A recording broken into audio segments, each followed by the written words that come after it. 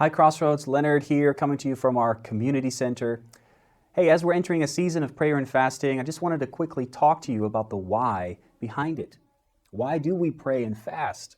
And I think the Bible gives us some very interesting insights. Read with me here in Matthew 21:13, where Jesus says, "It is written, my house will be called a house of prayer, but you've made it a den of robbers." God desires His church to be a house of prayer today. God desires His church to be a house where His name is glorified and where people seek His face. And if we want to be followers of Jesus, we need to learn how to pray well. So where does all the fasting come in? Why do we fast? Well, we find that in the Scriptures, prayer and fasting are very closely related. So when David prayed for God to save the life of his newborn son, he prayed and fasted. When Esther called on the people of Israel to pray for their salvation, they prayed and fasted.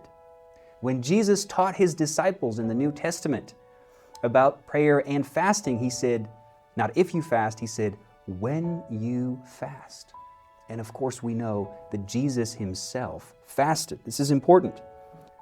So how do we fast? What do you do? Well, generally speaking, there's three main ways you can fast, and a couple of these examples we find in the Scriptures. One, we set aside all foods for a specific amount of time. So no food at all for an hour, 2 hours, a day, or even a couple days at a time, or sometimes even weeks.